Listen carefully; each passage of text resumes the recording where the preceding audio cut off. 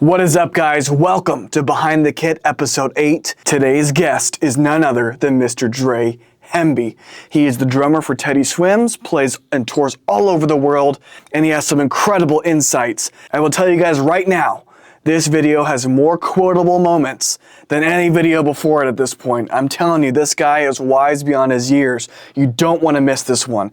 So without further ado, I'll stop talking. But if you want to support the channel, make sure to check out the link below to pick up some Arizona Drummer and Behind the Kit merch.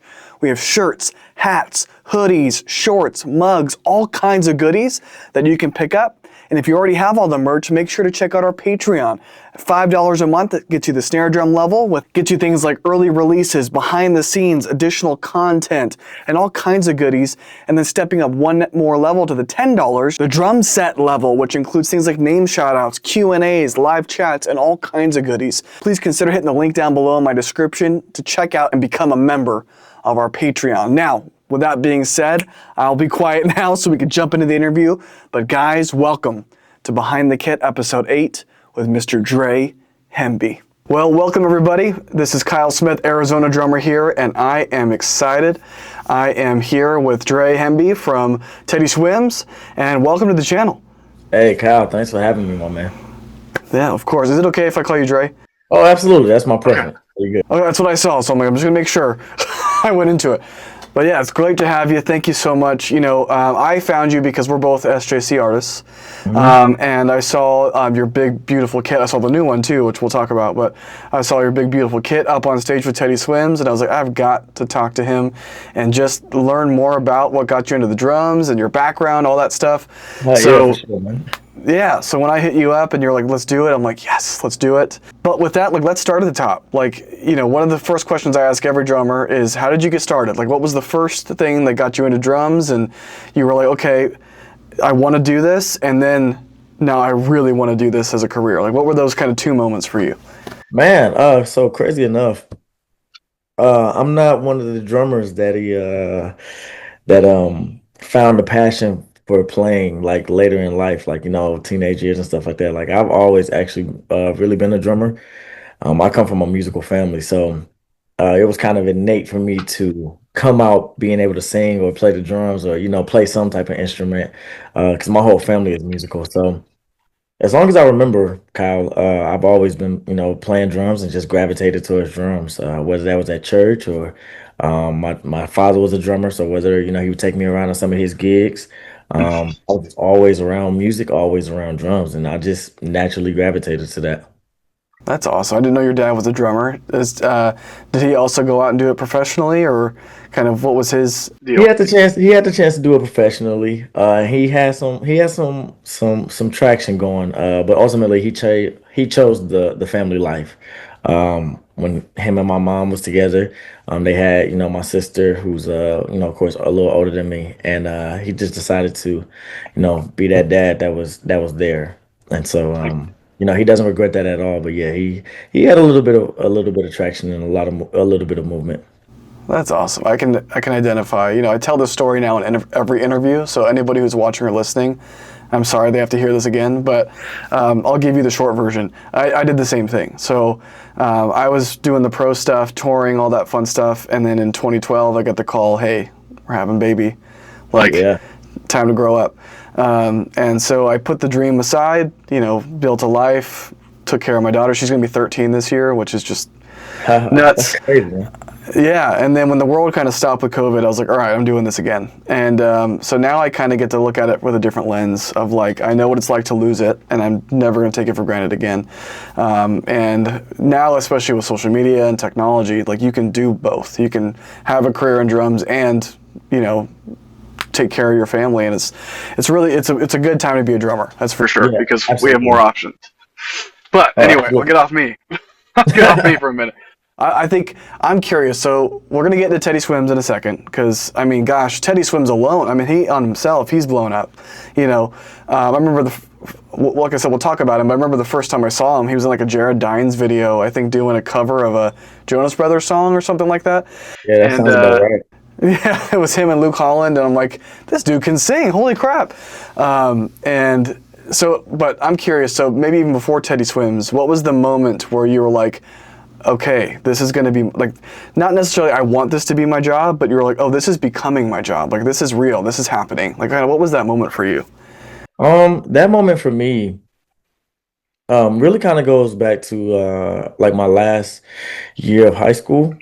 Um, I'm from a city called Rockford, Illinois. It's like right outside of Chicago. And just playing around the city, I was already actually starting to make money. My dad had me gigging and stuff like that, and he was kind of networking me and trying to get me, feet wet, get my feet wet because he always believed in me.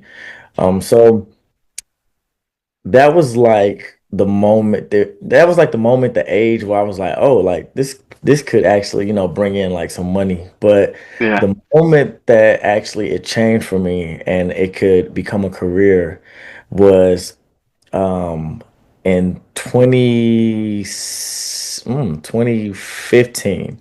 Um I was playing around here in Atlanta already, but I came to Atlanta actually for school, not for music. And right after I finished school, some of the guys that I had connected with and networked with while I was living here in Atlanta, they gave me my call for like my first like real gig with a artist that was established. So from 17 years old really till about right at 19 20, like it was that age gap where it was like, okay, I could do this, and then that 21 happened, that 19 20 happened, and it was like, okay, yeah, like this could be my life. Like I could sustain myself actually being able to play music and play drums. And so I have to ask, I imagine your dad is one of them, but growing up, what were some of the drummers, bands that you listened to that kind of helped shape your style and help you figure out your sound on the kit? Oh, absolutely. Well, everybody gravitated towards, Dave Weckl, and Vinny, when Yeah. like those are two household names. You're never not gonna hear those names. Um, and then being also from the Midwest region, I had a lot of, the Calvin Rogers and Oh, yeah. yep, and Carter Buford, who came, Dave Matthews Band, they came to, Chicago all the time, and Chris Coleman, and actually one of my good friends, Tony Royster Jr., he's been that prodigy since what, like 7, 8 years old himself. So just all those guys, their different styles, their different approaches, their different passions into the music kind of just helped me kind of find my own personality and characteristics, jamming out to some of those videos and jamming out to some of those albums and songs that Yeah. they put together, like, kind of helped me find my own voice and identity. Hey, you just named some like heavy hitters, but also like some of my favorites as well. Like Chris Coleman, some of his videos. Oh my gosh, Calvin Rogers. I found him a couple years ago, and I can't remember what it was. It was a YouTube video, and he's just shredding on this gospel track, and I'm like, dude, like Yeah. the feel, the groove is unreal. And then of course, just like Dave Weckl and Vinny, you can't really talk about drums without talking about Tony Rooster Jr. So like these are all just dudes who just really I think set the bar. And Tony's out there with Katy Perry right now, I think Yeah, too, no.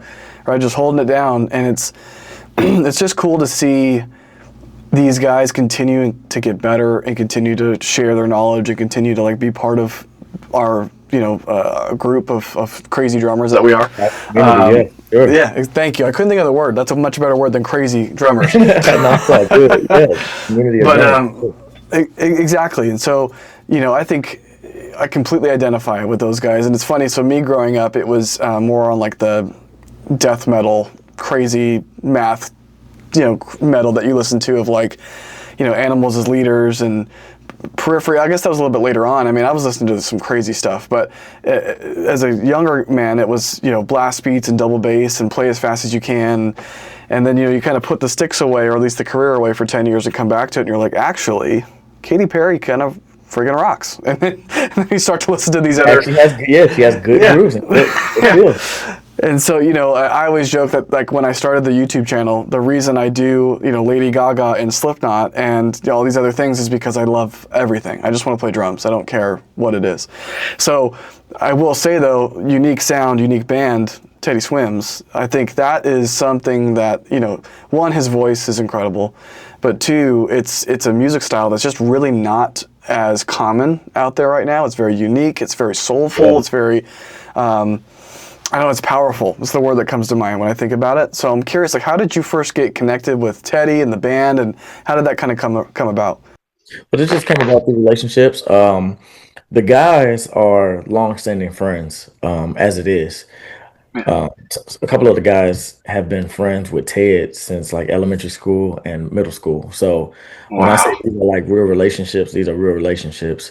I'm the baby of the guys, and I've been with the guys now 4 years, but Hmm. Addie has been in 12 years. JJ has been friends 13, 14 years, and then Grizz and Jesse, like I said, they go back to elementary school and middle school with Ted. So this is really like legit a family. And how I came into the family is me and JJ have been friends for about 9 years now.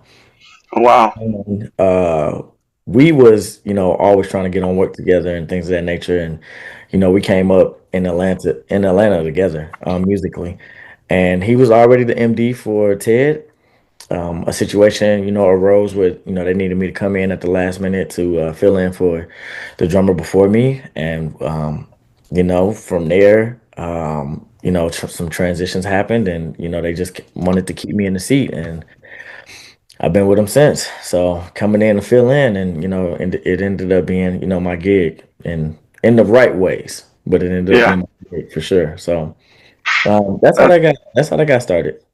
Congratulations, man. I know it's been a couple years, but what a cool way. Like, hey, we need you.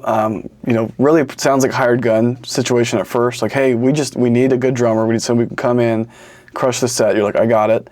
I'm assuming you had to learn the songs pretty quickly.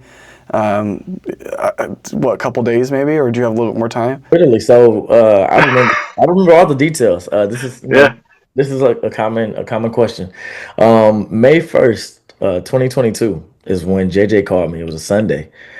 He called me and was like, "Hey man, we're in the middle of the tour. As you already know, um, we're in a situation."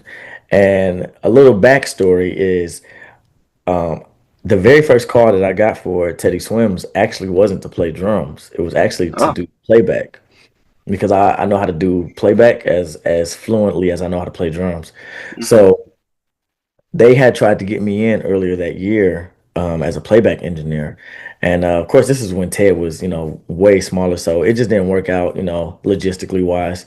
Yeah. Um, and so they was like, all right, when we need you, when we need a playback engineer, we'll call you. So when he called me on May 1st, I originally thought it was like, okay, like, y'all need me to come out and play, do playback. And he's like, oh no, like I need you for drums. I know you know how to play drums, like that's your real thing. I was like, yeah. I was like, for sure. Because we've known each other, around the city. So he's like, yeah, Yeah. for sure. I'm like, "Ah, okay, cool, I'll play. Yeah, I ain't tripping." So he sent me, we got all the details locked in. Um, he sent me the songs that same night, and of course, I got all my paperwork and visas done because when I came in, it was actually to do the European leg, not the Oh, UK leg. So I got nice. the I got the music and the logistics 9 days before we had to fly to Europe, and these guys are already in the middle of a tour.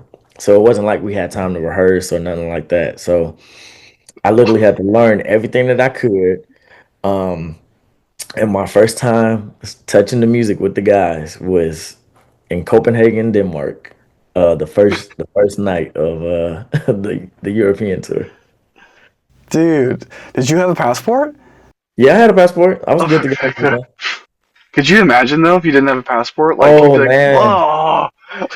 that man, I would have lied that day and say yes, I do have a passport, and I would have I would have Found paid a a way. lot of money to get that expedition going on. So Oh my now, I gosh. did I did have one because I was we all was working, so I was Yeah, working yeah, previous artists before, so I kind of been already passport ready. So thankfully that was in yeah. my. But man, they called me, yeah, dude. They called me and we left out our first show was May 11th, and we left out the 10th, the morning of the 10th. Well, the night of the 9th. I'm sorry, Yeah, yeah, because of the time change and everything. Yeah. Whew. full day. So it was Good on crazy. you. it was a crazy time, and they were more than reassuring though. You know what I mean? Like they all coming in, they all was like, "Yo, like we know you can play. That's like number one. So don't worry about all of the extras. Right this very moment. Hmm. Just play the songs and then learn the hits, as time comes. So just them kind of just telling me to relax and chill out and all that That's thing great. kind of made everything a little easier. So the first show we got through, like we as good as it can get for Yeah. no rehearsals, no time to prep. But we got through that first show, and it was actually good. And then by show three, show four, I was good to go. And then by that first week done, it was 7 weeks of a tour. That first week was knocked out, and then we was all more so comfortable.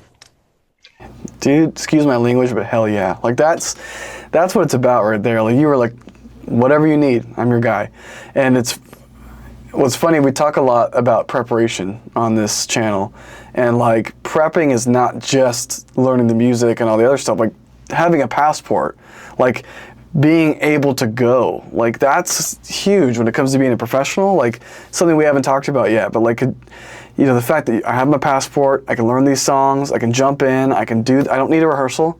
I'm good. We got this. Like just, and again, they're true professionals too to be like, hey, we know you're not going to get this perfect on the first show. Let's work together. Let's communicate. We'll get through it. And then, like you said, within a couple of shows, you got your rhythm. Everybody's talking to each other. Things feel good. God, how did you learn? How many songs was it? Was it like This 10 particular probably? oh, it was way more than that, man. This was Really? Oh, because Ted is a musician, so like he wants a show. So yeah. even when I first came in, I think it was about um well, we had an acoustic break in there, which was 5 songs if I'm not mistaken off the top of my head. But then the entire set list was I think 21 songs at this point. No, not 21. I'm sorry. It was like 18 songs. Cuz this is when he had a couple covers in there as well. His Oh, catalog wasn't as deep. Um but yeah, we had about 18 songs, and so yeah, so about 13, 14 of them was fully arranged, man. Like fully arranged. He's a musician, so he loves arrangement. So um, for those listening, I don't we're not like playing the record, like what I mean? Like he wants the specials, and he wants the nuances, and he wants the musicianship behind it. yeah. So coming in and having to learn all these arrangements that I didn't prepare, that I didn't help make with these guys. Man, it definitely got a little stressful, because everybody's mind and everybody's musical input was into the show even then.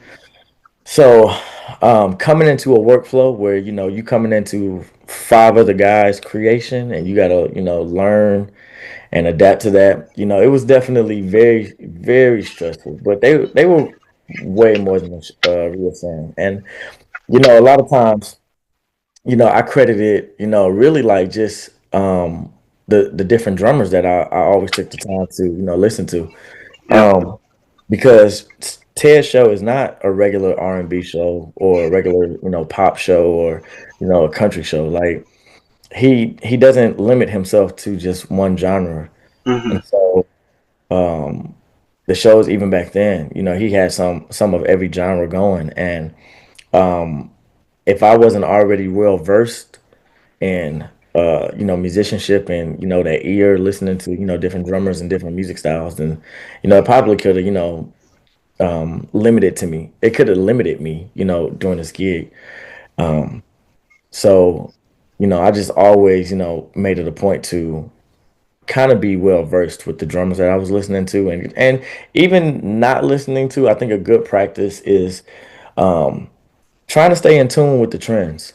You know what I mean? Hmm. Music is subjective, and so it's not going to always fit your musical palette. But try to stay, what's going on, and try to Yeah. stay current with what's going on. And so I fell in love with Ted's music through the homies because I knew JJ and I knew the former drummer before me, Avante. And so um, I, I love Ted's music, and it just kind of, just made it all the easier when I did finally find my footing with the guys.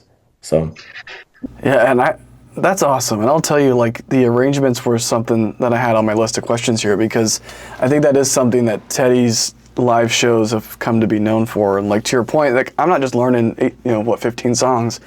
I have to learn the live version of 15 songs. And, I have to imagine, you've been in the band a little while now, so obviously I'm sure there's been some experience for you setting up some of these arrangements and being part of the creation. So I'm curious, like, how do you guys go about that? Is it you get in a rehearsal room and you kind of figure it out, or, is the MD a little bit more involved? Like, what does that look like? Well, of course, JJ is our MD, our musical director, and so, naturally, he has the final say so of where he wants to navigate the musical journey that he and our creative directors put together for the show. Mm-hmm. But ultimately, the songs arrangement creations are really made by all six of us, the five of us that's in the band, and Ted. Mm-hmm. Ted is actually the last one to speak. He really trusts us to exemplify the type of storytelling that he wants to show. Um, because he's not the regular artist to get on stage and make it about me, me, me, me, me. Yeah. He loves showing love to us that's supporting him, and he's been like that since day one. He's really family oriented. That's not a brag on him because he's my boss or but I mean, like, he's really the guy that people see on stage. Yeah. And so with that, he allows us to be musically creative and be musically free. So when we get into the rooms together, it's very simple. Of course, we start with the guts of the song, Mhm. and from there, we pick out what it is that we're going to play, what we're not going to play, collectively, and that's not just the parts and stuff like that. There's some songs where um, Jamp will do the acoustic part and put that in the tracks because he wants to play the lap steel live. You know what I mean? So Mhm. we go through kind of all those parts. There's parts that I'm picking out that I'm gonna play. The triggers of the kick, the snare and certain percussive elements and shakers and stuff like that. I may leave in the tracks and stuff. So after we pick that out, it's then like, okay, well, what feels good, like, and that just comes from just playing the guts of the song so many times. Like, Mhm. it may be something like I'll throw in like a random, chop, or Jesse would throw in a random line, or Addie would do a random pass, or JJ will do a certain line. And so we're all just, constantly bouncing the ideas off of each other. If it feels good, if it feels natural in the flow of the song, like, we all pretty much would be like, oh yeah, like, we got to keep that.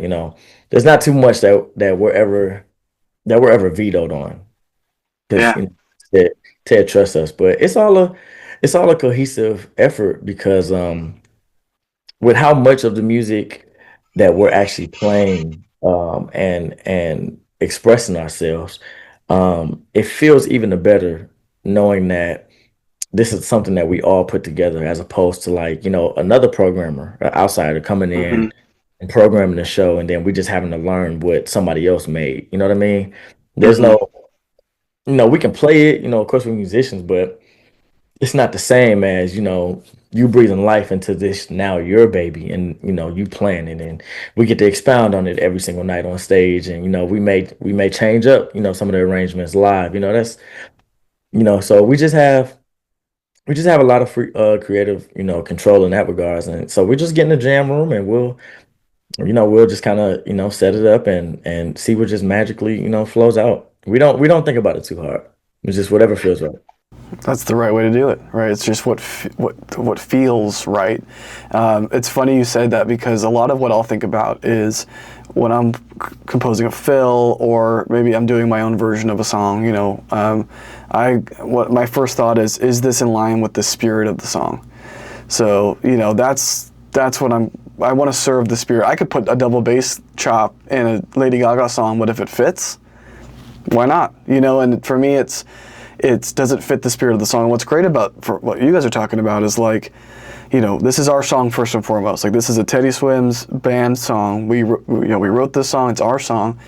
And what's cool about the arrangements, especially because they're changing, is you're like, this is on this day of this year. This is our interpretation of that song. This is what it inspires us to do. Next year, maybe it's different. Maybe we want to, turn it into a big rock song. It reminds me of Doja Cat did I think it was a metal version of one of her songs at one of the movie awards or something like those music awards. I don't remember what it was. I remember watching that. I'm like, this is badass.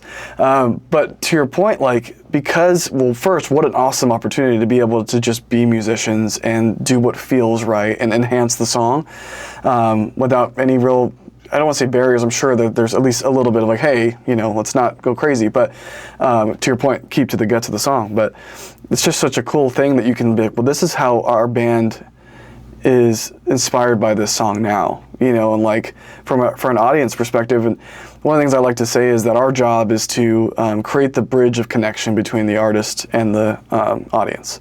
And if we break that connection, we lose the job. But also we've kind of failed. And so what's cool about that though is you're creating a new connection to the same song every time. And so you might connect with somebody who didn't connect with that song originally. Maybe they hear it a different way or they hear a different part of it. I've seen that before too, where somebody's like, oh, that's so much better live. Or it makes me think of Foo Fighters. When he put out the Times Like These acoustic version, everybody's like, wow, this is incredible. The rock version is great, but the acoustic version is great. And so it's cool that you get to have that identity. It's like I'm part of a band, but I'm also me, and I can show you how I feel about this, and everybody's kind of locked in. Oh, absolutely. I mean, dude, it's so crazy. There's so many times fans, especially, of course, they'd be like, man, is there any way that we can get this live show, on an album or on Spotify or something like that? Because, people just, they feel the same thing. We put so much of our heart and soul and essence into, the live version of these songs. You can tell we're playing the record, of course, but the live interpretation that we feel is so much more straight from the heart. It's not what the industry would put, out as a radio single, you know what I mean, or the single that goes on, streaming platforms. You're in Ted is he's such a guy, he lives by this. What comes from the heart will ultimately touch the next heart. That's why he lives in such an authentic place, and he encourages us to do the same thing musically. So that's why it's never really. It's really never a time that we're playing these songs and you're not seeing us get lost in them.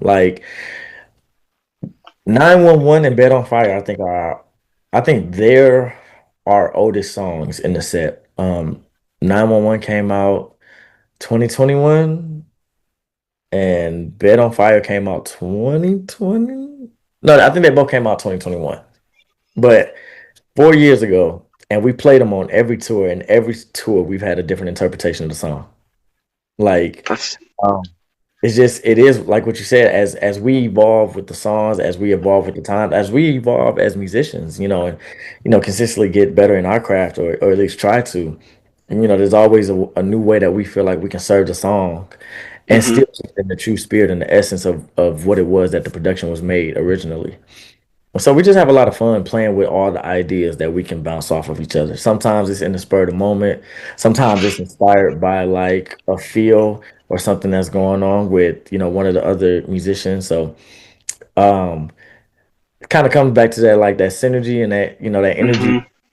When I first came in, I didn't have that with the guys because they already had that established, with the other drummer. But when I came in and everybody know how I play and I know how everybody else plays, man, we're up there having fun, man. These arrangements they're just so locked because this is just all of our baby, and this is just all what we've, just so proud to play. Put a lot of time into it, a lot of our heart into it. So we love that, people receive it and it's getting the love that it's getting even now. Yeah, and I think passion is infectious. So if you're up there, you're passionate, you're smiling, you're having a good time, you're getting lost in the song, the audience is more likely to follow you and say, look, they're having the time of their life. This is so much fun. We're all here having a good time. And again, the audience, if they want to hear the album, and again, no discrediting anybody who goes out there and plays the album perfect. That's incredibly hard to do. That's incredibly hard. That's that is a talent itself. Yeah, so no shade there. But I'm paying for an experience, right? I'm coming to this show. I want to have an experience with this band. And you're saying, well, here's the music that you love and connect with, but check out what we've done with it. Let's have fun with it. Let's have a Yeah, good time. what you're saying, bro, is literally how Ted feels. And so if it starts like that, even with the leadership, then of course he's like just all in for everybody. Just, put like he's like, man, I could get up here with a DJ and and Yeah. play songs like to the record and stuff like that. But he was like, what fun is that? He's like, what experience is that? And he's like, you know what? We're not saying this against anybody who does do this in the Yeah. industry. But as musicians, I don't want to go to a concert. I'm not trying to pay for a $200 ticket for a concert, and I'm just gonna see you and a DJ up there and a little bit of Yeah. light. Like the musician in me, I know it's not about me, but the musician in me would love to hear some live elements, Yeah. support music and bringing this experience, this musical experience to a lot to life. Like music is not just robotic and streams and analytics, man. Like people love the radio versions, but when they're coming to a concert, they're not just coming to hear what they already hear on the radio. A lot of times, man, these fans, no, from the respectfully, from the like the musically dumbest of fans to like the fans who can kind of hear and can kind of Yeah. understand and interpret, and like the fellow musicians, it's a whole range. I'm saying that respectfully. So like Yep. people, they want to hear the music, and they want to feel the experience. So we just try to make sure that we're always giving an experience. Like if it's not an experience to us, if it don't feel good, and I stand on this with anything like musically. Never mind Ted, never mind any artist. If it don't feel good to me as a drummer, like I know it's not gonna probably feel good to you. Hmm. So, my job is to lead, that vibe, that heartbeat, that rhythm of the song. And if it's not feeling good to me myself, then I'm sure it's not gonna feel good. And we all take that, that personality to heart. If it don't feel good musically to us, we know it's not gonna feel good to y'all. So we try to make things that are pleasing to our musical being and pleasing to Hmm. our soul. And then also serves the song, serves Ted, serves the creative vision of the entire show. And that's how we build our show, my man. You said the magic word there, and it's feel, right? Like when an audience member comes in, you're inviting them not just to hear songs, you're inviting them to join in the feel of that song. And I think that to your point, the maybe dumbest musically inclined person who doesn't know anything about music, right? They don't know how a song is structured, they just know it sounds good. It's their first kind of taste of what it feels like. And we kind of invite them in to feel it a little bit. And in my opinion, when you're playing drums, you get kind of locked into your flow, and like your soul almost like, this is going to sound cheesy, but your soul almost like aligns. And you're just like, this is ultimate peace. Like I am feeling incredible right now. Like when things are just flowing. And I'm like, it's a gift that you don't know unless you play an instrument, in my opinion. Like you just can't know what that feels like. That's an experience you're paying for. I want to feel this music. I want to feel what they're feeling. Or I want to feel whatever it is that my connection is to that song. My Hero from Foo Fighters could make the guy next to you pumped up, the guy to the right of you cry because he's Great thinking guy about his in the dad. theater. Yeah, and it's like, that's what this is about. Like, let's connect together. It's about connection. But I'm gonna get off my woo-woo stuff here, and I'll No, talk you're about. good, man. We can talk about that all day. It's I just know, talk right? about It like just feels good. yeah, it feels good, man. It's all the vibes. That's right. That's right. I played a little bit today, and I'm still ringing from it. I got my SJC kit back. I'll show you before we get off. But You got the tour custom? You got the tour custom? no, man, this is a full custom. Just I got it in the Onyx Black though, but I got it custom made. There's 2 kicks, 3 rack toms, a floor tom, and then I got a custom snare for my mom because she passed a couple years ago. And then I have another custom kit in here that I take live. That's like the manageable Everyday kit. travel. Yep. Yeah, 1 kick, 1 tom, 2 floors, a snare. Right, Yes, just sir. easy. I'm on Take it joint, wherever you need to bro. go. Easy to get out of here. No, I'm Exactly. But I'll say this. and I'm going to give you a compliment that, again, is not going to make sense to anybody who's not a drummer, but you have some deep pockets, my friend. And what I mean by that is like when you're locked into that pocket, you're not moving. Like that is being held down. But I'll say this, because I think that's obviously goal number one, is I want to, lock in the pocket, make sure it feels good. But you have a lot of personality behind the kit too, with some of the fills you're doing, some of the cymbal accents you're doing. How would you describe your voice as a drummer? Um, Present. I feel like that would probably be um the best adjective I can give. Um, Musically, you play how you are as a person, Hmm. and um, I'm a very loud, quiet person. Um, I've always been around strong figures musically. I've always been around strong figures in life, and so they've just always taught me the art of being the loudest in the room without really having to speak. Hmm. And I really didn't know what that mean. I didn't really know what that meant until I just I started to just walk in, um, my true purpose and true passion musically.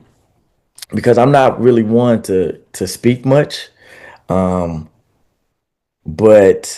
when I do, I try to be present. And it's just like that with music. Like drums is the loudest, quietest thing on stage. Hmm. Um, it's the first thing that everybody hear and everything that everybody is going to pay attention to, but it's the thing to where you know if it's not there and you know it is there. Hmm. So my personality is just I try to play like I'm in the room, but I'm not the intention of the room. I try to play like I want you to know I'm here, but I don't want to be acknowledged and I don't want to be seen. Because I just I want to be able to give this little here right here, and unless you know that it's right there, or unless you're looking for it, you wouldn't even know it's right there. So I like kind of being sneaky with some of my approaches and but present, So I like being it sounds oxymoronic, but it really is it's really a story tale behind it. Like if you're not a musician, you wouldn't know what I'm saying, but I think musicians know what I mean when I say like I like being a loud, quiet. Yeah, dude, I'll tell you, present is got to be one of the best answers I've heard. And I promise I'm not just blowing smoke. Like, you'll hear people who are like, I'm this or I'm that, it's funny or whatever, but like, present is a really, like, just a good answer, because what makes a good drummer specifically, I mean, any musician, but a good drummer specifically, is I'm in the moment, I'm listening, I'm paying attention, like I'm the foundation, I'm holding this shit down, excuse me. If something goes wrong, I'm gonna make sure we get back on. If something is not feeling right, I'm gonna make sure we get it back on. Like, I am paying attention. I am in this moment. Now, granted, I think all of us can agree when we're playing, our brains are off. We're in the zone, but that zone includes time and feel, and if the click gets off, okay, turn the click off this song, let's do what we got to do. So I think present is the key word. Like, I would joke, if you asked me that question, I'd be like, I'm freaking obnoxious and I'm loud and I'm doing all kinds of crazy shit. When I'm here, when I'm in YouTube mode and I'm putting a video out for people to watch me play drums, yeah, I'm gonna go crazy. But if I were to tell you what I describe my playing or my voice as live, like when I'm being paid to actually play a song and not just come here and be dumb, it would be consistent. That would be the word that I use, because I learned early on when I was younger that I was very inconsistent, not just with talent, because I would just play faster than I'm supposed to play. And, when you play too fast for yourself, you're like, I can't even do these fills. I don't know what I'm doing. And what I learned is that what an artist wants is to not have to worry about you. Right? So back to your point, I'm going to be loud. I'm going to play my drums. You're going to hear it. You're going to feel it. But nobody in this band has to worry about me.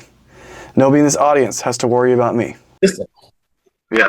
See, and so that's why I define myself as, present, or, if I, Yeah. like I said, even if I want to use sneaky, because I'm always, even in my presence, I'm always, like you said, I'm trying to be as attentive as I can to what's serving the moment. Yeah. Because we're playing these songs live, like it's about 92% live. Like it's only very small nuances that's actually on tracks.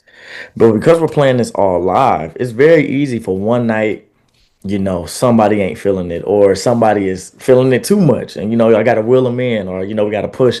So like being present in the music that we all know and is embodied in it, we can. The vibe is gonna change night by night Hmm. because it's so it's so rawly live. It's so live that the vibe can change night by night. And if I'm not present to will this in, or pull this person in, or push this moment, or do this, or like it'll definitely offset. There's sometimes, man, like we're playing some, some, I'm not gonna say boring crowds, but there's some nights the crowd just is not giving us Low the energy. looking Yeah. for. Low energy.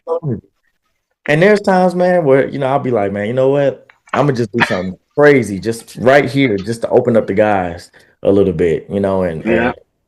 I know if I go, they'll go with me. You know what I mean? So there's times like you got to do that. Or there's sometimes we're doing too much, or everybody's doing too much, and or I lay into the pocket and be like, all right, y'all, let's slow back a little bit. That kind of brings everybody. Or there's some nights that Ted is amped up.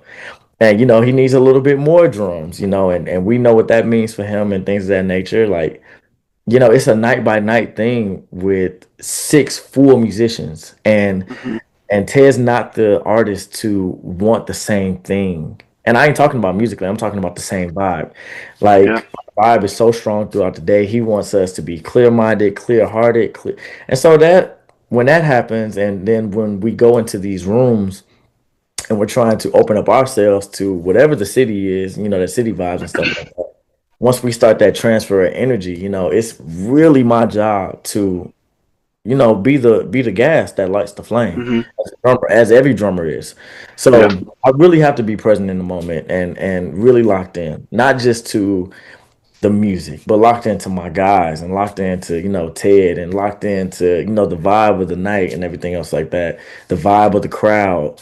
That all, takes an account for me, as I try to start the experience on drums, Hmm. for the show. So yeah, I just got to be present, man. That's really my thing. I don't just take that with Ted. I try to take that in every avenue that I'm in. The more present that I am, even in my free flow state, the more that I feel like, this transfer of energy happens more conducively. Absolutely. Yeah, because you're aware of it. Like you can feed off of it or amp it up or whatever it is. Like you can, I don't want to say control it, but you can influence it, if you're aware of it. And if you're not, like, I don't want to say what's the point, but, if you're not in the moment, you're not enjoying it, you're not having a good time, you're not helping facilitate that transfer of energy, like, it's to your point, you're just not going to feel good. And Yeah. so it's funny you mentioned, just because I want to go back a little bit. You were talking about how your first show with them was, in Copenhagen. You had a couple days to learn the songs. Oh my gosh! So I was in a band. I'm not going to go into too much of the details, but I was in a band. We put out a record. We were touring Europe, and our first show we ever played together as a band was in Cologne, Germany. So we just never done anything because they were popular in the U.S. like a decade prior, and then took kind of a break, a hiatus, came back together. They needed a drummer. They hired me, and we went off and did it. And so it was kind of a similar situation, but what's very different is I kind of had a little bit of the opposite that you had. It was very much like, let's play as close to the album as possible. Let's have high energy, but play as close to the album as possible. And it was funny because same type of thing. Once you get so used to playing the same songs and the same beats, and you can do it in your sleep and with one hand, it just started to become, well, you know what? Like, this is good. I don't have to worry about this. This is second nature. I'm going to start screaming at the fans. I'm going to start putting my hands up and throwing stuff and, All the standing sticks up in the on my, middle of these fields and stuff yeah, like that. You know what I mean? All around the kit. yeah, Yeah. standing up on my throne and being obnoxious, and it's just like I remember there was the front man has to be the one that drives the energy. It's not a quote, but there's like a saying of that, and I'm like, no, I'm in the back, but I'm screaming at you. I'm, making faces at people and making eye contact, because we're again, we're here to exchange energy. So let's do it. Let's have a good time. But I'm curious because I'm talking about being silly. But what do you think in your mind separates a professional drummer from just a great drummer? Like, what do you think is kind of that thing that separates you? The thing that separates a professional drummer versus a great drummer, if I had to put it in one word, it really would just be attitude. Um, there's a lot of phenomenal musicians, a lot of great drummers, that are still on just local levels simply because of their attitude. Yeah. Um, it's crazy enough, um, the more you want to be quiet and just, and just listen. And with us in professional music, all of us have had to be quiet and just listen. Even if you know, all of us have had to be quiet and listen because our attitude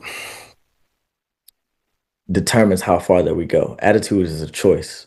Attitude is, comes from discipline and it comes from that willingness to be teachable. And no matter how high we get in these professional levels, or these levels of music, you're never not teachable. You know what I Yeah. mean? And Yeah. when people think that they're no longer teachable, then I mean, they're great musicians. They can play and everything, but the attitude isn't there to serve, you know, the moment. And the moment is you don't know more than the artist, even if it's subjective. You don't know more than the manager. Your job is to be an asset for them, not a liability. And too much of your own personal attitude Perfect. make you a liability and not an Dude, asset. I did not mean to interrupt you, but that was just perfect. You were there to be an asset, not a liability. Nobody should have to worry about you, Nobody should right? have. I seriously, like, I applaud you. I've, that's just such a great way to put it because whether you're a hired gun, right, your job is to help the artist achieve their vision, right? If you're in the band, your job is to collaborate with your fellow bandmates and the artist to achieve a vision. It is not about you. And it doesn't matter if you're the best drummer in the world, nobody cares. Everybody, I can name 10 drummers that can all take a gig, but that Uh, doesn't matter, right? and it really goes like I really when I tell people my story, man, especially when what locked me in wasn't even the fact that I could play drums. It was my attitude around the situation. So like I said, I came in to fill in, right? Yeah. And it was, like I said, it was a transitional time, and they was like, hey, like, how would you feel if this happened? How would you feel like if this happened? Like, and I'm just like, hey, I'm here really just because y'all needed me to step in. Whatever capacity y'all need me is whatever capacity that I'll do. And they already knew that because again, I was willing to come in on playback, and I wasn't even when I came in as a playback engineer, they didn't even know I could play drums originally. Only JJ knew I could play drums. So, just having the right attitude and like, hey, I'm here to, serve y'all and whatever the camp needs in this moment. Y'all are paying me for my time. So like, you know what I mean? Like the payment is already there. I'm here if there's a way that we can make whatever we're doing better. Like, I'll step in and do that. Even if it's a short-term basis, if it's a long-term basis, if y'all just need me to be a long-term Yeah. fill-in, y'all need, if y'all just need to call me back once or twice a year, it don't matter. Like, I try to leave a open door policy with everybody that I work with because at the end of the day, like, it may not be my season to have this gig full time, but I'm still appreciative of the opportunity just to even do Yeah. this. So, my attitude is always going to be like, hey, like whatever capacity y'all need me in, I'll just, I'll be a team player and do it if it Yeah. makes logistically and stuff like that because it's not about me. I know I can play drums. I know I can do playback, but at the end of the day, ain't nobody coming to see, Dre Hemby on drums. They coming to see Teddy Swims supported by, performing Hmm. with freely. So I think well, not even a thing. I know that attitude is going to be the main deciding factor of how far you really go into this professional game. Um, because if your attitude isn't right, they'll admire the talent, but they'll admire the talent from afar. Yeah. And if they can't if they can't be boys with you and friends with you and tolerate you for, the other, 20 hours or 16 hours of the day outside of you playing drums, like, you know, that's that's not a good sign. And so Yeah. they're not gonna call you if they can't stomach a conversation with you. They'll love how good you can play, but they're not gonna keep calling you back if you're consistently a liability or you're too outspoken or you're too, whatever. If you're a liability, Yeah. so you just want it really just comes down to that simple. You want to be an asset, not a liability in any form. And leading with gratitude, leading with grace, leading with maturity, all those things. And it's, um, one of the things that you said made me think of is like the only expectations I have are for myself, right? Like I'm in this gig, my job is to fill your needs. I don't expect you to fill mine. Like that's on me to do that. Like I got myself taken. Now if we're in a contract, we're a real band, and there's maybe we talk then. But if I'm your hired gun, like my expectations are here. I gotta do well. You Exactly, know. because at the end of the day, it's just really our name that we all have, and so Yeah. if you're not already playing for the music in the first place, at least play for your name. And you don't want your name to have a bad rep out here by being, impossible to work with and, any type of negative stigma. So, I mean, one thing, if there's nothing that we should have took away from COVID, every musician needs to learn to be grateful, man. Like this could stop at any given moment for us. You know Yeah. what I mean? Like something happens right now, God forbid the world shuts down again, or God forbid, that drummer for whatever artist, had a little, accident, car accident, so fall out the Yeah. bass drum, slip and fall over your cat. Like you never know, like when it's your last time that you're gonna sit on your instrument. You never know when it's the last time that you're gonna be able to do what you love to do. So don't be in that, negative headspace of like it's about me or it's about what I want or it's about, you know, my needs. No, it's about the artist's needs and the expectation that you should be putting on yourself to make sure that you're a good person, that you're a good musician, and that you fulfill the job that you were hired to do. Yeah, and I couldn't agree with you more. I mean, we talked about that at the very beginning. I had to give all that away, or not away, but give that up for a decade. So for me, I'm like, I know what it's like. Not to that level, obviously. That's God forbid nothing like that happens again. But um, you know, yeah, right. But every time I get to go behind that drum set and make noise and create something and put it out, and even these conversations, I'm like, I get to talk about drums. I'm spending an hour with a new friend talking about drums and about our passion for it, and we're gonna share it with whoever wants to listen to it. Like, Absolutely, man. what better use of my time? Which, by the way, are you okay to go a little bit over, or do we got a hard cut? We can go a little bit over. I ain't tripping. Okay, I don't want to hold you hostage, but I couldn't agree with you more. Like that, don't be an asset, don't be a liability. Should be on a shirt. Like that's like you just nailed it. Like that's exactly what I'm talking about. But we started this also with we're both SJC artists. Yeah. So how did that relationship come about? Like, did you already know Mike? Did you already have SJC? Like, how did that all kind of come together? Yeah, so it was crazy. Okay, so um I was always found of SJC, but I never really came across them. Crazy enough, like in my musical journey, like all Hmm. through teenage years, all through young adult years, like I never really came across SJC. I was very familiar with who they were, been following them for years. Um, and so when it actually SJC happened actually with Ted. So when I came into Ted's camp, um, of course I was already working with another company. Shout out to Pearl. I wasn't officially with them, but Pearl was just my heart at the time. And Hmm. Mike came to me through our tour manager Curtis. Mike has been a long-standing friend from Warp Tour and all of those tours, them metal tours, back in the day. Oh yeah. Our tour manager, Mike, were great friends, and Mike heard me. Mike heard me when I filled in, and was like, "Dude, like your boy is sick." And so Curtis just came to me and was like, "Hey man, like, are you locked in with anybody right now?" I said, on drums, no. I said, this is who I want, but I'm always open to have conversations. Dude, Mike came in, dude, and immediately, you know how Mike is, Yeah. immediately just showed love, man. Like, was just like, yo, like, I'm studied up on you. Like, dude, you're awesome. Like, you fit in right with the guys. Like, Ted is huge. Like, you're crazy dope. Like, I would love, like, if you would just, even just check out the opportunity, to, become a part of our family.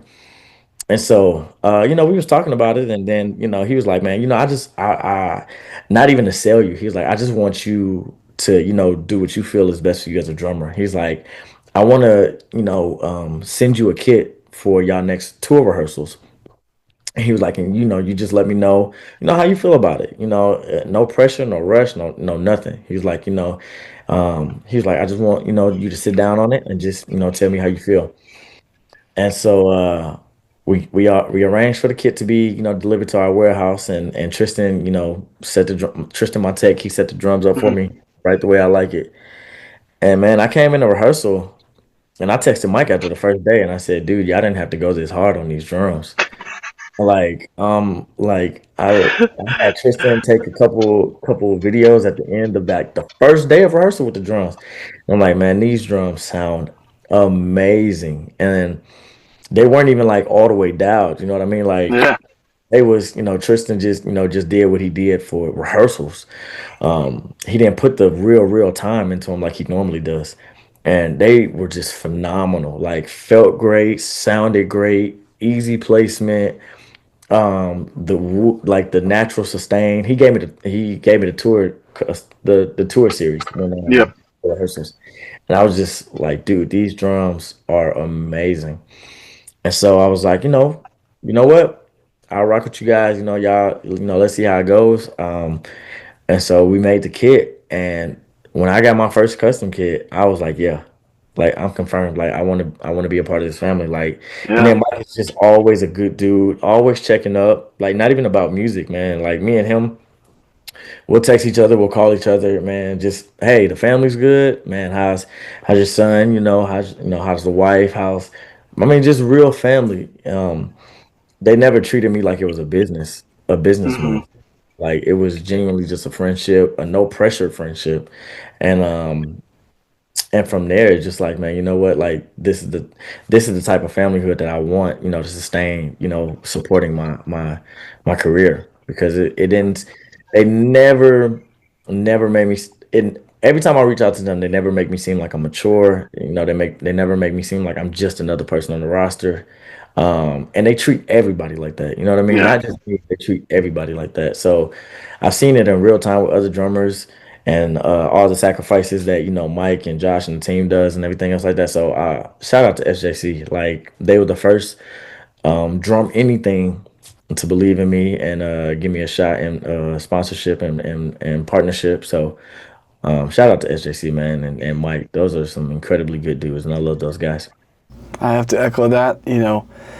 It's funny. So a little bit of a different story, but like I was on tour, and I always joke because a lot of times for us drummers, we go on tour, we go play, run a shows, whatever it is, and we don't have our own kit. We're backlining or renting or And I was doing this run, and a good friend of mine who plays SJC, we were like, "Hey, can we backline your kit for these shows? We have quick changeovers, long, short set times. It'd be really helpful if we could just backline your kit." And she was awesome, total professional. Of course, you guys can use it. It was one of the Paramount kits.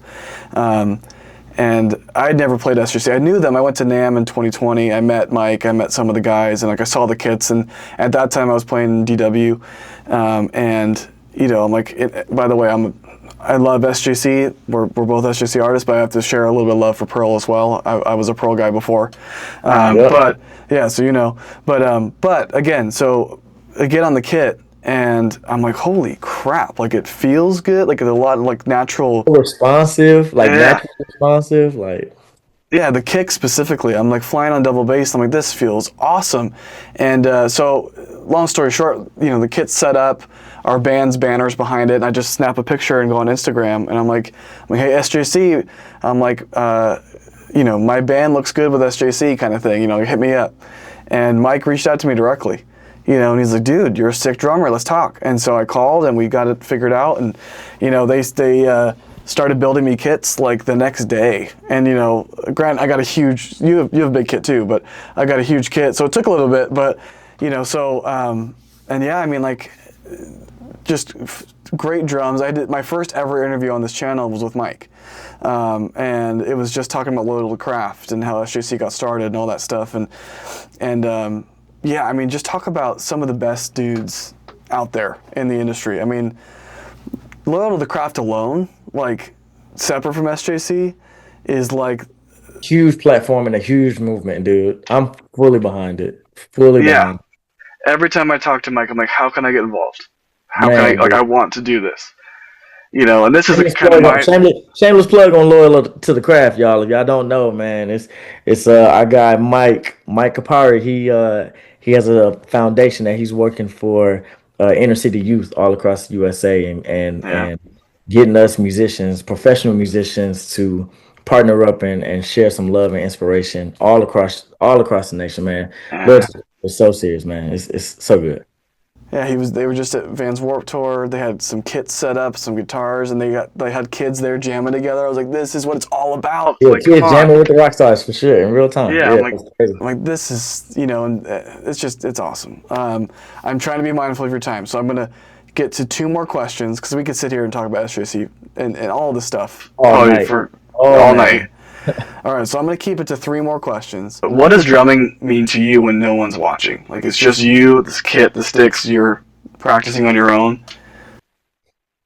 Um, Stability. I would say it's my stable place.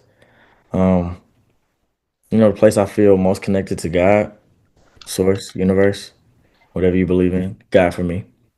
Um, where I feel most centered, most clear headed, or if not already clear headed, it's my journey to clear headedness. Playing through the emotions, playing through the thoughts. Um, It's really just that stable place, man. Just like you said, like certain athletes they black out on the field, and that's really my field. That's my Super Bowl. That's my NBA Finals Game 7. And it's always been that, man. Just drums, just drums has just always been that safe place for me. Um, Never had to really complicate that. Uh,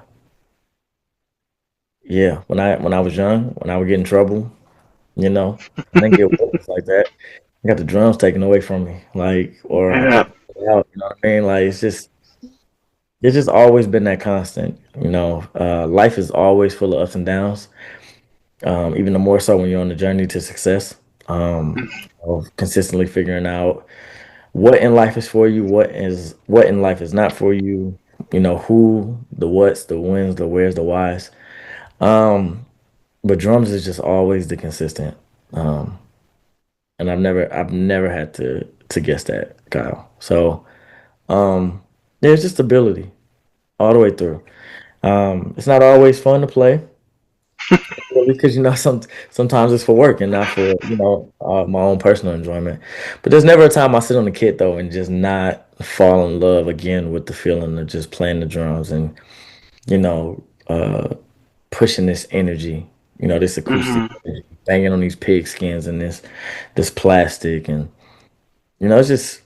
it's just so amazing. So it's just my stable place, man. That's my safe, stable place for sure.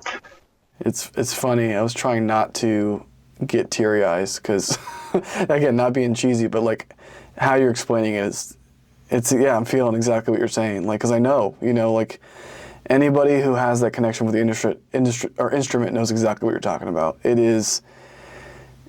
I will say this confidently: drums saved my life. It gave me direction, it gave me purpose, it gave me, it's a higher calling. It's something that, like I said earlier, it centers my soul. It gets me to, if there's conflict, it's resolved. If there's doubt, it's gone. And even if I'm playing like crap, I'm gonna put up a video pretty soon. It was just a series of me just cussing because I can't play what I want to play.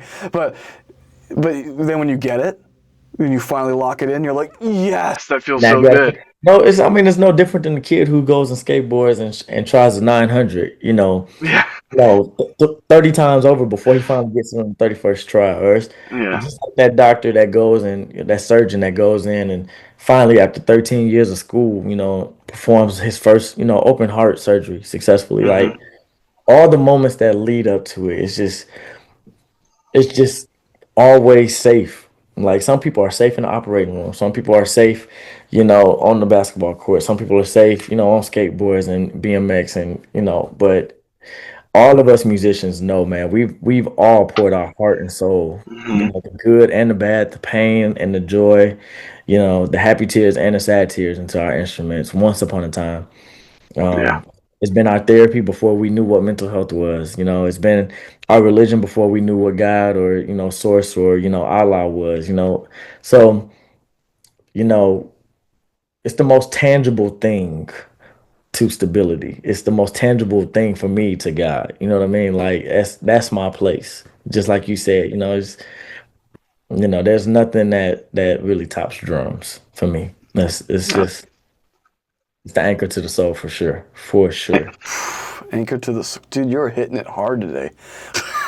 Anchor to the soul is another just like good one.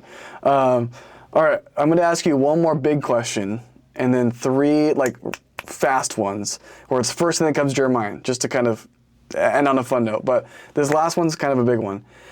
If what I want you to imagine is there is thousands of young drummers listening to this right now, and they want to be professionals. They want to chase this path. They want to learn the instrument, get good at it. What is one piece of advice you'd give them as they're kind of getting into their beginning? Stay yourself. Stay yourself. Don't change.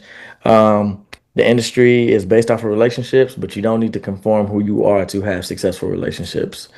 Stay who you are, um, and be confident in who you are. You don't have to change to be successful in the music industry. If it's not your lane, it's not your lane. If it doesn't fit, there's nothing wrong with that. Go where you fit, go where you can be authentically yourself. Because if not, there's nothing wrong with being a hired gun. But there are sacrifices that you make with being, in environments that you don't deem fittable or sizable for you. And the music industry is big enough to where you don't have to change who you are. You may be a smoker and not a drinker. You ain't got to necessarily go hang out with the drinkers. You might be a drinker, not a smoker. You ain't got to smoke, whatever. Like there's a lane in the room for everybody. You know what I mean? And Yeah. just using those as examples, just as examples. But you don't have to conform to who you are. You don't have to change who you are to be successful. If you want to be straight edge, be straight edge. People are going to love you the same, and if they don't, they're not your people. So just be who you are, and also be adaptable and be moldable. Always be teachable. Those are the main three. Be adaptable, which goes in the moldable. Be adaptable and be teachable. Those two things will kind of take you to the doors that you want to go to for sure. And just be yourself. I agree with all of that. Very well said. All right, we're going to the bonus round. I do this sometimes, but we're going to do it today because I'm having fun. So three quick questions. First thing that comes to your head. You can't think too much about it because the answers are tough. So if you had to play a full show using someone else's drum set, whose kit are you choosing? Tony Taylor or Clemens Poindexter. Oh yeah, dude, Clemens kit. Oh, Clemens kit is because he has a similar setup, like with the yeah, pads and everything. So like all his placements are kind of yeah. kind of the same. So Tony Taylor, off the top of my head, Tony Taylor, Clemens Poindexter, or CJ Thompson. Those Oh, those all those three kits mirror my kits. okay. I have so much that I want to talk about, but we don't have time, so I'm going to keep going. What is the most unexpected, non-drum related influence that gets into your playing? Um, Food. We make food jingles all the time. Like, we'll eat food. We'll be eating, and then we start humming stuff. Like, like 'cause the food is good. Oh yeah. I feel like food is honestly the most non-drumming inspiration. You eat that Dude, good burger, or you eat that good steak, boy, and you just yeah. Ooh. I could not agree with you more. I was doing that right now, right before this, because we were having dinner, and I was just like, like it's just good. Just yes, sir. Oh. Food. Okay, okay. If you had to create, actually, I'm going to change this one. If you could collaborate with anyone, dead or alive, who would it be? I can collab with anybody dead or alive. I don't know if it would be a collab, more just want to work with. I mean, I Michael Jackson. I love to work with Mike. I know that would be like nerve wracking, like just flat out almost infuriating, but some type of collab with MJ, the King, would be super dope, man. Super. Yeah, like the king of pop for a reason, right? Like, talk about how much fun that would be. Gosh, just to like be in the room, just to even play with him once. That would be Man, so just to play awesome. with him once, just to do Billie Jean. I know Jonathan Moffett, that's his. I know that's his John, but man, just to do Billie Jean with Mike one time, I can't understand like how Jonathan Moffett did that every night for years, man. Yeah, That's crazy to think, but yeah. sure. And his cymbal catches. I'm gonna start doing that. No. Okay, like I said, I won't hold you hostage. I think we're right about 20 minutes over. So what I'll say here is, Dre, you know, I followed you online. I've known about you for a little while. Obviously, I knew about Teddy Swims. I kind of knew you through Mike and through SJC, but I didn't really know you, right? Like we know each other digitally. And I say this in every interview, and I promise I'm not saying this just because, like, I feel like I've made a friend. And that to me was the original goal of these interviews, was like, show people that it doesn't matter how high professional you are, if you're the local guy down the street or you're playing to 20,000, 30,000 people, we're all just drummers. We all want to help each other. We all want to build relationships. So that was number one, was I want to create a friend. But then two, like, I want to be able to share knowledge and experience with other drummers and other musicians, and we've achieved both, I think. And I'll tell you, like, I was a fan of your playing before we started this call. I'm a fan of you as a person as we end this call. And I mean that sincerely. Like, you've said some stuff in this call today that, like, literally I'm getting teary in my eyes because I identify so closely with some of the stuff you're talking about. So I'll just say this: thank you, thank you. This has been awesome. I have gently suggested part twos to everybody I've done part ones with. So maybe we'll do this again. But yeah, but in the short term, whenever you guys are here, well, first, I will make sure to link all your stuff in this video when it goes live. So your socials, Teddy's stuff, everything that ties back to you. And then obviously this will go on Spotify as well. So once it goes up on Spotify, people can find you there too. And there's something else I was going to say, but it doesn't really matter, because all that matters is that I'm very appreciative of this time. And oh, I remember now. Next time you're in Phoenix, I'll make sure to come check you guys out and come hang out with you. Phoenix is actually coming up soon. I want to say Oh, really? at the beginning of August. Yeah, August 3rd. We'll be in Phoenix. Okay. That's a Okay. Sunday. I think I'll be here. So Well, if you're at home, man, please come out and be my guest and hang yeah, out, man. yeah, dude, I'll come. I'll come hang out with you. Where are you guys playing? Arizona Federal Theater. Oh, nice. Oh, you're gonna like that. Yeah, yeah. Yeah. I'm not familiar, but first time being there. So, but yeah, that's what we're gonna be. Anytime I have friends coming into town, I always want to come show up, hang out, support, spend some time with you guys, and then also show you some cool shit. Maybe bring you some good food, maybe Yeah, whatever it is. that's my type of vibe, man. Let me be Yeah. dancing again. So look, man, we can always go break bread. Our daily schedule is normally repetitive, so I kind of know what's going on between our gym time, between sound check and call times that we need to be in place and stuff like that. So I'm very familiar with our day. So Okay. we can definitely make something happen. Yeah. And I think